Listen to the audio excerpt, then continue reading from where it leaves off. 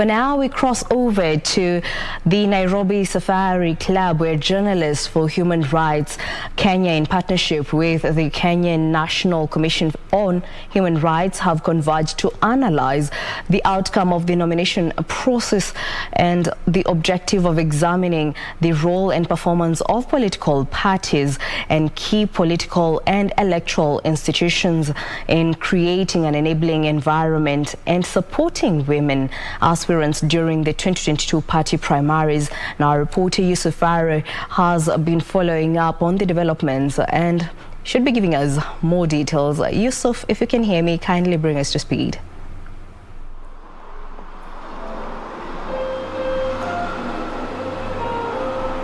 Max?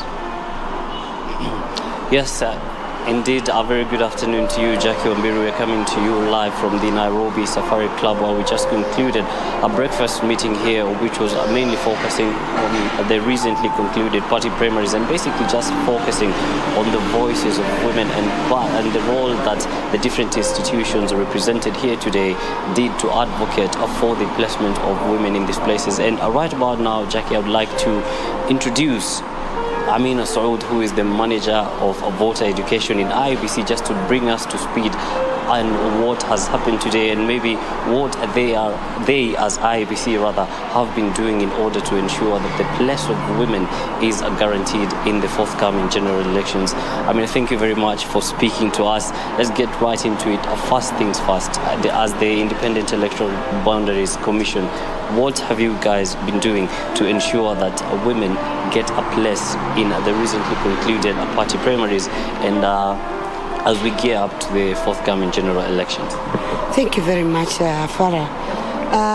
The best thing that has ever happened in Kenya, it's a history that we have made all parties to bring along their party list with a compliance, which is two-thirds gender. So all the parties that are compliant, they have been approved and their list have been accepted by IEBC. So every party by now in Kenya have at least two-thirds gender compliant. Okay. That is the best thing that has ever happened in Kenya.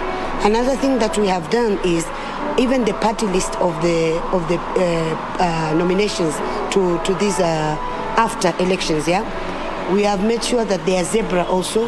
They have put their women first, so that at least even if a party gets one position, at least they can bring along a woman. So that is what we have done.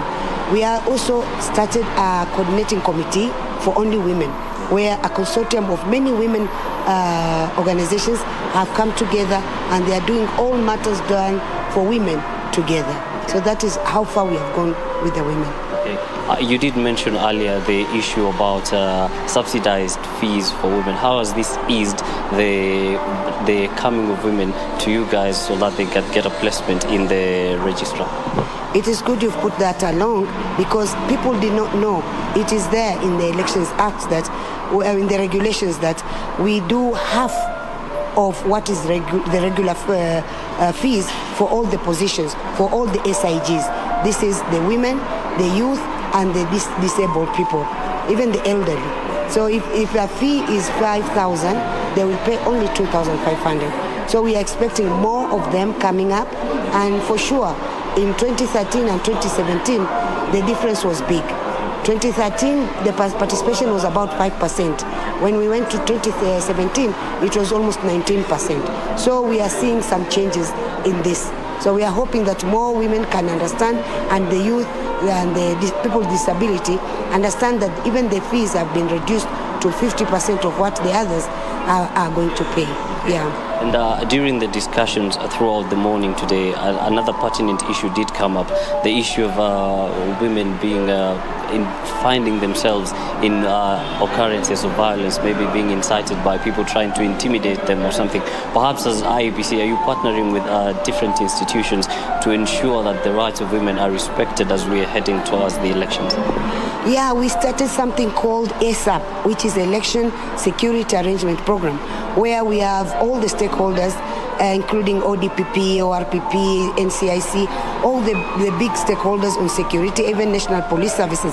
So in there, we have identified areas where there are hotspots, and especially for women, for the SIGs, and we have planned for them.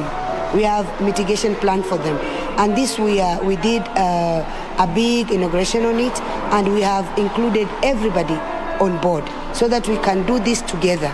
And I'm urging all women to know that if anything happens to them, they can always report to the police, and this the police will put up in the ASAP program, and they will know what to do immediately. So kindly don't keep it on yourself. Come up and tell us what is happening on this issue. Finally, as we conclude, your message of encouragement to the women now that we've crossed the party primaries and we're heading towards the elections. I am with you, women. Kindly, all women, you have come up, and I'm encouraging you. You have come up to do this exercise called politics. You need to know all the rules of the game. You have to be up to it.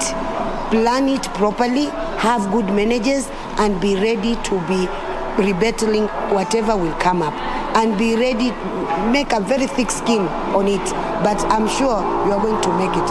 As much as you've come up to the nomination, you are good for it, and you will make it. We are all with you as Kenyans to support you.